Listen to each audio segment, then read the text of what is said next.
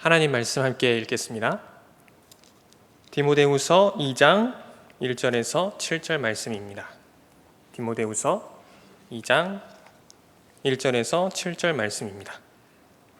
신약성경 344쪽 어간에 있습니다.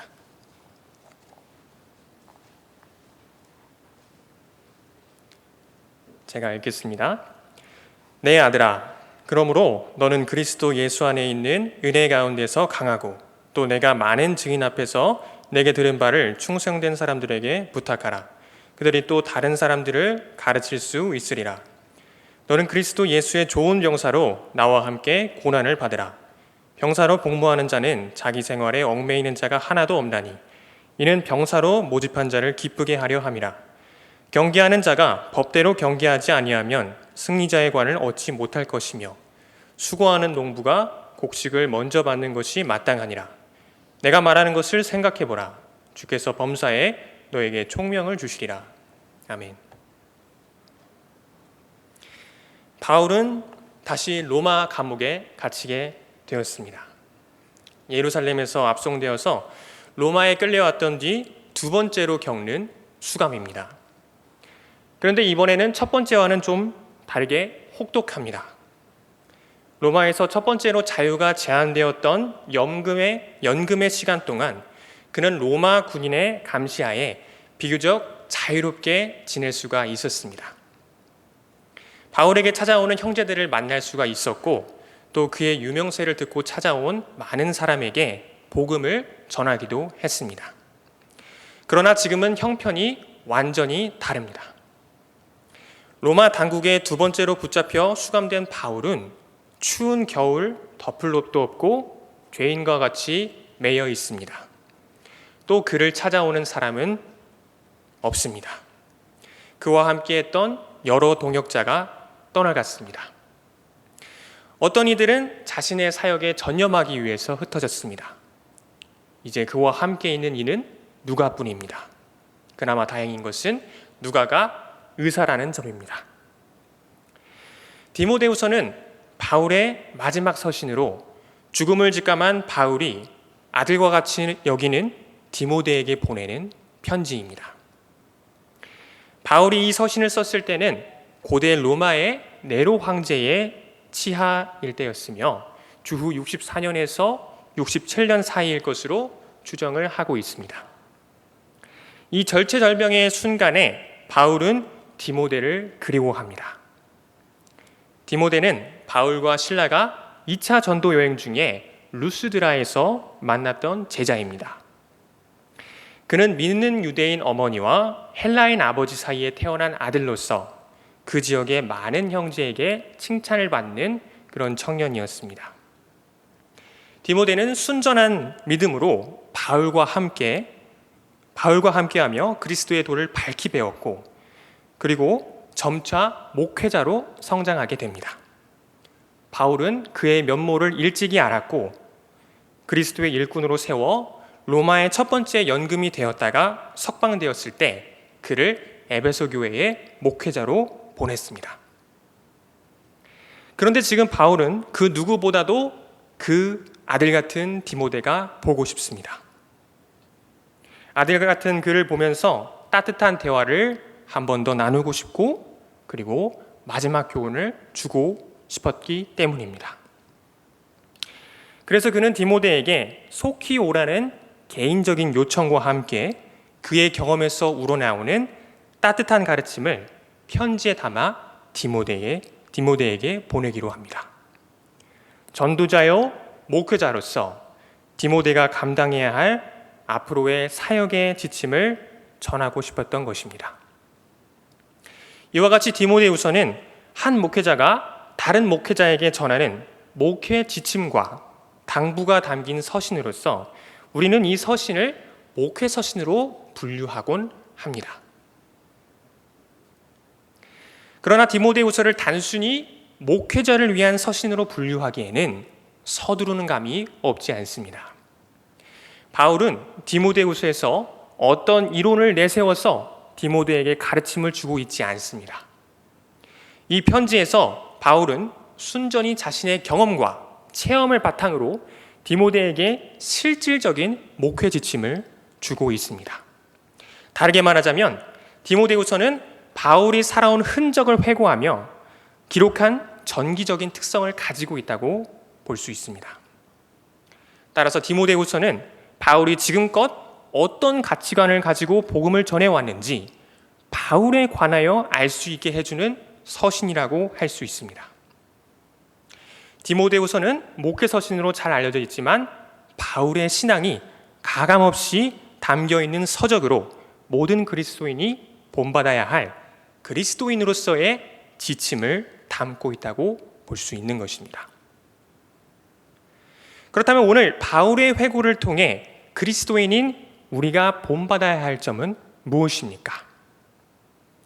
바울은 우리가 본받아야 할 자신의 모습이자 또한 성숙한 그리스도인의 모습을 오늘 본문에서 몇 가지 비유로 설명을 하고 있습니다. 우리가 방금 본문에서 읽었던 것처럼 그 첫 번째는 그리스도를 위해 고난받는 군인입니다. 좋은 군사는 사생활에 얽매이는 법이 없습니다. 자신을 모집한 총사령관의 뜻에 따라 움직이며 살 뿐입니다. 좋은 군사는 자신의 역할과 임무를 정확하게 알고 있습니다. 죽더라도 임무를 완수해야 하는 것이 군인의 삶인 것입니다. 바울은 자신의 삶을 회고하면서 이러한 군인의 모습에 빗대어 전하고 있는 것입니다. 그는 하나님께 부름을 받은 군사로 정확한 임무를 받았습니다. 그것이 무엇입니까?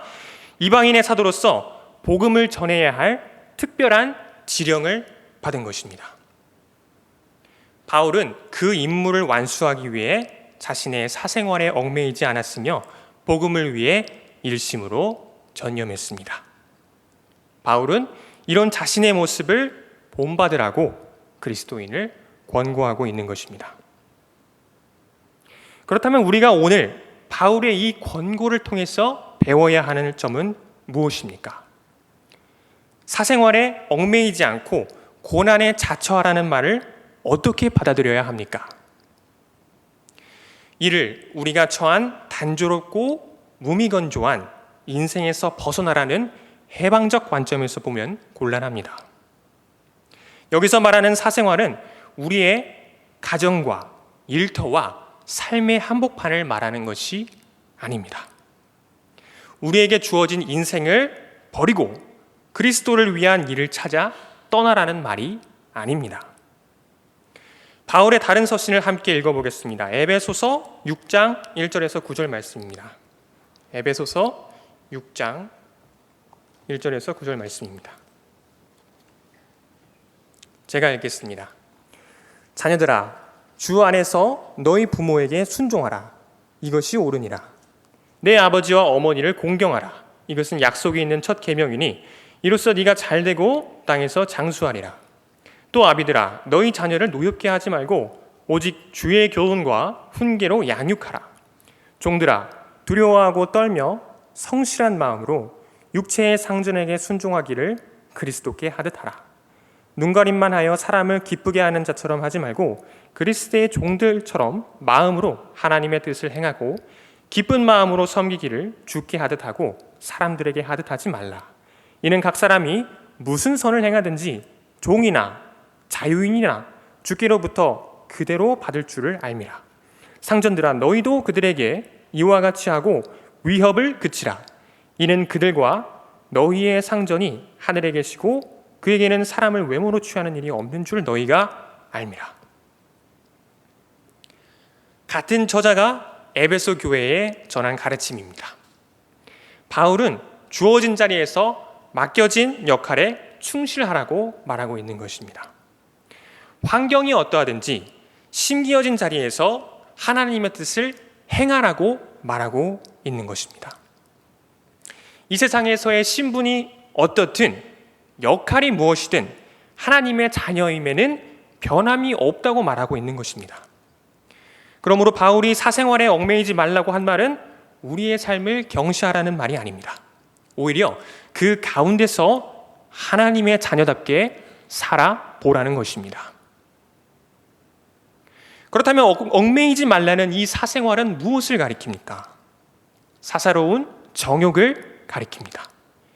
내 욕심으로 하나님의 뜻을 가리우지 말고 그르치지 말라는 것입니다. 우리는 종종 나의 뜻을, 나의 열심을, 나의 욕심을 총사령관 되시는 하나님의 뜻보다 앞세울 때가 있습니다.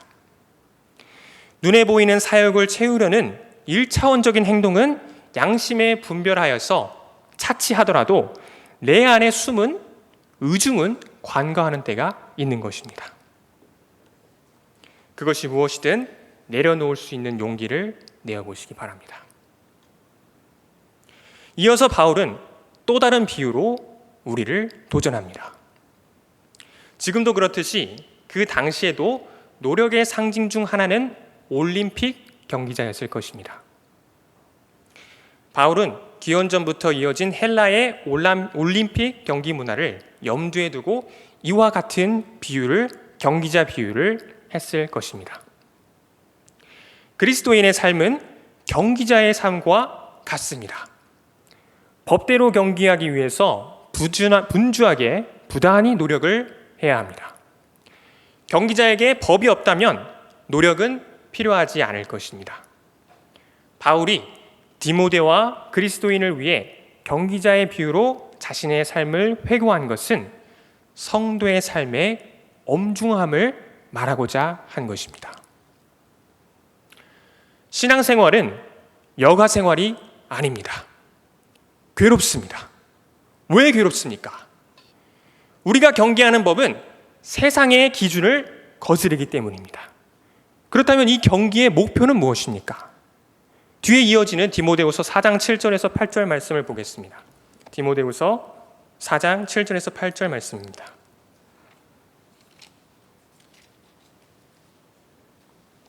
제가 읽겠습니다. 나는 선한 싸움을 싸우고 나의 달려갈 길을 마치고 믿음을 지켰으니 이제 후로는 나를 위하여 의의 면류관이 예비되었으므로 주 곧 의로우신 재판장이 그날에 내게 주실 것이며 내게만 아니라 주의 나타나심을 사모하는 모든 자에게도니라. 바울의 목표는, 디모데의 목표는, 또한 우리의 목표는 의의 면류관입니다. 의로우신 재판장이 재판하시는 그날 우리에게 주실 영광입니다. 그렇다면 우리가 따라야 할 법은 무엇입니까? 무슨 수단으로 이 경기를 치러야 합니까? 사랑과 믿음과 소망과 인내와 자기 부인과 눈물입니다. 우리가 도달해야 할 천국은 해탈이 아닙니다. 천국은 치열한 곳입니다. 세상과는 전혀 다른 가치와 세계관을 전투와 같이 해내는 자들이 들어가는 역동적인 곳이 천국입니다. 그러므로 천국은 상처 입은 자들의 낙원입니다. 세상을 거스른 경기자들의 상흔이 즐비한 곳이 바로 천국입니다. 연어가 폭포를 거슬러 올라가 온몸에 상처를 입어 상류에 도달을 하듯이 그 거슬러 올라가는 괴로운 기쁨과 눈물겨운 행복과 고뇌와 넘어짐과 다시 일어섬을 반복하여 그리스도를 닮는 영광을 표정으로 나아가는 과정입니다. 또한 인격의 성숙을 목적하여 들어가는 초월적인 공간입니다. 눈물로 씨앗을 뿌리고 기쁨으로 단을 거두는 농부의 삶과 같은 것입니다. 우리는 이 과정을 살아내야만 합니다. 그런데 중요한 것은 우리네 삶이 그리 간단하지 않다는 점입니다. 바울은 참 솔직한 사람인 것 같습니다. 그 일이 쉽지 않다는 것을 알고 있습니다. 우리의 의지가 지금까지 말한 그 비유에 온전히 반영되기 어려운 일이라는 사실을 알고 있기에 그는 서두에서, 오늘 읽은 본문의 서두에서 이미 이렇게 말했습니다. 제가 다시 한번 읽어보겠습니다. 오늘 본문의 1절입니다. 내 아들아, 그러므로 너는 그리스도 예수 안에 있는 은혜 가운데서 강하고. 우리가 그리스도의 좋은 군사요, 경계하는 자이며 수고하는 농부가 되기 이전에 어떤 과정이 필요한데 그것이 바로 그리스도의 은혜라고 말하고 있는 것입니다. 그렇다면 그리스도의 은혜가 무엇입니까? 바울이 자신의 삶으로 고백하고 있습니다. 다시 성경을 보겠습니다. 디모데전서 1장 12절에서 17절 말씀입니다. 디모데전서 1장 12절에서 17절 말씀입니다.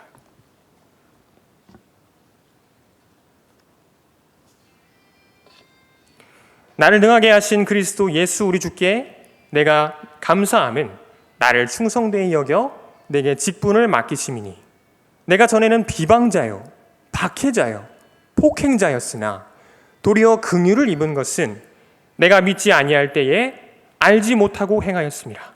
우리 주의 은혜가 그리스도 예수 안에 있는 믿음과 사랑과 함께 넘치도록 풍성하였도다. 미쁘다 모든 사람이 받을 만한 이 말이여 그리스도 예수께서 죄인을 구원하시려고 세상에 임하셨다 하였도다. 죄인 중에 내가 괴순이라. 그러나 내가 긍휼을 입은 까닭은 예수 그리스도께서 내게 먼저 일체 오래 참으심을 보이사 후에 주를 믿어 영생 얻는 자들에게 본이 되게 하려 하심이라. 영원하신 왕 곧 썩지 아니하고 보이지 아니하고 홀로 하나이신 하나님께 존귀와 영광이 영원 무궁하도록 있을지어다. 아멘. 바울이 다메섹 도상에서 그리스도를 만나기 이전에 그는 어떤 사람이었습니까? 그는 그리스도를 핍박한 사람이었습니다. 그는 스데반 집사를 죽인 사람이었습니다. 성난 군중들이 스데반 집사의 설교를 듣자 돌을 집어들었습니다. 그리고 성경을 보면 증인들이 바울에게 가서 옷을 맡겼다고 적혀 있습니다. 고대 근동에서 옷을 맡은 자는 책임자라는 뜻입니다. 또 율법을 보면 사형 집행에 앞서 2사람 이상의 증인들을 요구합니다. 지금 성경의 사도행전에서는 증인들이 등장을 합니다. 그렇다면 바울이 스데반 사형의 집행관으로서 그 자리에 있었을 가능성이 있습니다. 물론 이는 논란의 여지가 있지만 어쨌든 바울은 바리새인이며 랍비입니다. 바리새인 중에 바리새인이며 가말리엘 출신 유대인 엘리트 계급입니다. 그런 바울은 보통의 유대인들에게 존경을 받는 자로서 율법의 자문을 맡는 역할을 했을 것입니다. 지금도 예루살렘에 가면 큰 도로에 랍비의 얼굴이 현수막으로 걸려 있곤 합니다. 그 당시나 지금이나 이스라엘에서 잘 가르치는 랍비는 큰 존경을 받는 자입니다. 돌을 손에 쥔 성난 군중들은 스데반을 돌로 쳐 죽일 자로 판단하고 그런 바리새인인 바울의 동조를 기다렸을 것입니다. 결국 바울은 어떻게 했습니까? 그 일에 동조합니다. 바울은 손에 피를 묻히지 않고 스데반 집사를 죽인 것입니다. 그는 스데반이 죽임당함을 마땅히 여겼기 때문입니다. 그 외에도 바울은 여러 사람을 그리스도를 믿는다는 이유로 핍박했고 실족시켰습니다. 예수님의 말씀에 따르면 그의 목에 연자맷돌이 감겨도 수없이 감겨야 좋겠을 것입니다. 그런데 예수님이 바울에게 하시는 일이 참 기가 막힙니다.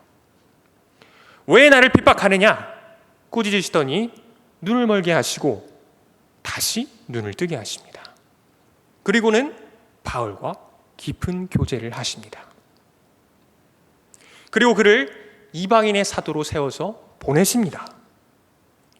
이것이 과연 인과관계로 성립될 수 있는 일입니까? 이것은 율법으로는 도무지 설명할 수 없는 논리입니다. 이것이 지금 오늘 바울이 말하고 있는 은혜의 정체입니다. 은혜는 인과관계로 성립이 될 수 없는 것입니다. 은혜는 율법을 딛고 일어나 은혜가 은혜 되도록 율법을 완성하는 것입니다. 바울은 오늘 본문의 1절 말씀에서 이 은혜 안에서, 오직 이 은혜 안에서 우리가 강해져야 한다고 말하고 있는 것입니다. 더 나아가면 그리스도께서 우리에게 자신의 생명으로 은혜의 날개를 달아주셨으니 이제 날아보라는 것입니다. 어떻게 날아야 합니까? 법대로 날아야 합니다. 더 이상 사욕에 얽매여서는 안 됩니다. 수고하고 땀을 흘려야 합니다. 왜 그렇습니까? 은혜의 날개를 받은 이상 우리가 날아서 도달할 곳은 더 이상 이 땅이 아니기 때문입니다. 이 땅의 법칙은 쉽습니다. 부수면 그만입니다. 내가 법입니다. 내키는 대로 하면 그만입니다. 그러나 우리가 도달할 곳은, 우리가 이루어야 할 법칙은 더 이상 그것들이 아닙니다. 우리가 법을 지키며 수고해서 도달해야 할 곳은 하나님이 준비하신, 우리를 위해 준비하신 영광입니다.